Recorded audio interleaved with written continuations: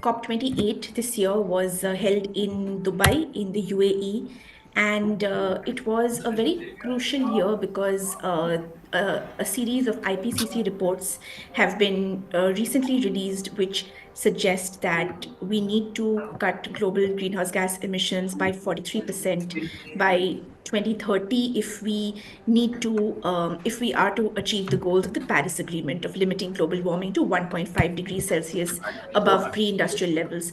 So it was very important that this climate summit really furthers issues of climate ambition, financing, climate justice, and the COP summit itself happened at a very difficult time.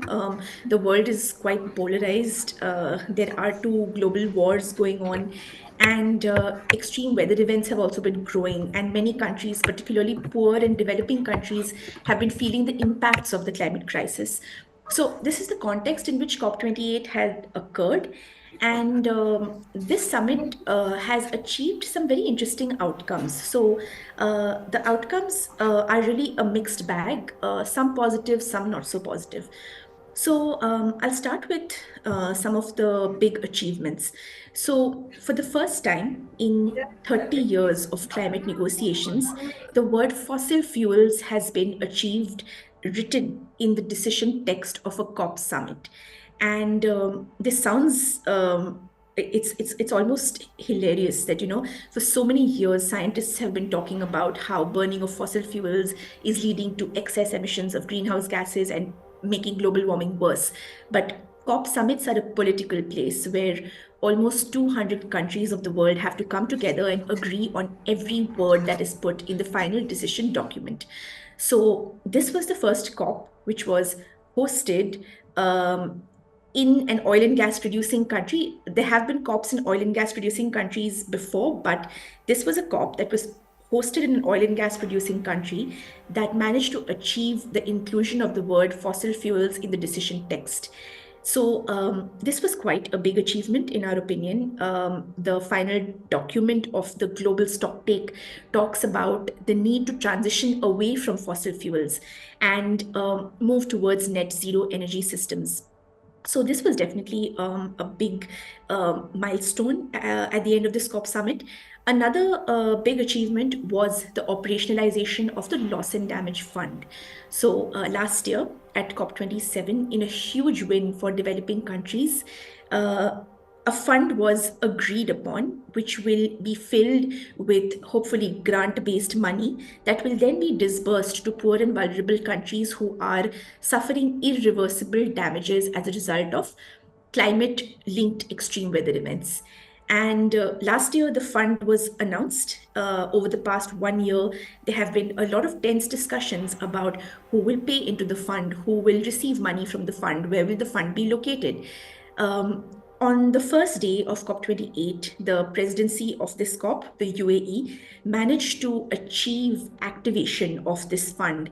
And there were also commitments of different pledges from different countries amounting to close to $700 million towards this fund. Now, it's important to remember that $700 million is not a lot of money in the context of the growing need for global losses and damages. And developed countries are spending far more money in their domestic budgets.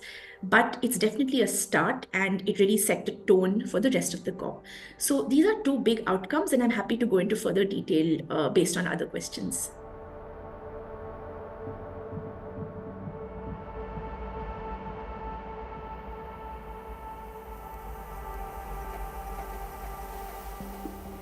So COP summits, they seem like they're a very far away, high level process. It seems almost like there's a community of climate activists, scientists, academics who go every year for COP. And it seems quite distanced from everyday lives of people. But the fact is that COP is one space globally where 200 countries of the world come together to discuss how to tackle climate change, and each country has an equal voice. So, depending on whichever country you are from, your country is present most likely at the COP summit and is advocating for certain solutions or advocating for certain language. It's advocating for certain ideas. And the ideas that get pushed at COP summits, they act as global signals. Whatever decision document or outcome document that the COP summit produces, it's a signal to the entire world in terms of where we are moving ahead on climate policy. It's a signal to investors and businesses about what types of technologies are going to be growing. It's a signal to governments in terms of what types of domestic climate policies they should be making.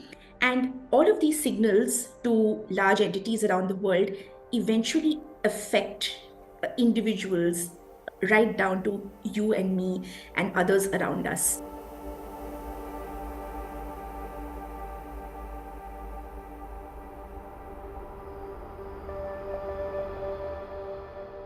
In terms of India's position, so India at COP is engaging in the capacity of a developing country. But the context is very important. So, India has contributed only 3% to historical carbon dioxide emissions. This means emissions of carbon dioxide emitted between 1870 to about 2019. For all the carbon dioxide emitted by all countries of the world in this period, India's share is only 3%. Today, on an annual basis, India is still contributing only 7% of global annual carbon dioxide emissions. So, we are a small contributor to the climate change problem, both historically as well as today, particularly when you think about the fact that we are today the most populous country. So our per capita emissions are far below the world average. Despite this, India has an NDC in place, which is the climate pledge it's made to the Paris Agreement. The NDC has three parts, and India is on track to actually meet at least 2 out of 3 of the targets it has pledged to the Paris Agreement. So, at COP summits, India definitely reminds developed countries that they have a responsibility to take the lead on climate action. They should be taking more rapid and urgent action to phase out fossil fuels. India is a big advocate for the concept of equity and CBDR, where developed countries should take the lead in climate action and transfer resources to developing countries to help them to decarbonize. India has also been quite reticent to take on any new targets or any new pledges beyond what it has committed in its NDC. This is because, in line with the principle of historical responsibility, the larger burden should be on developed countries.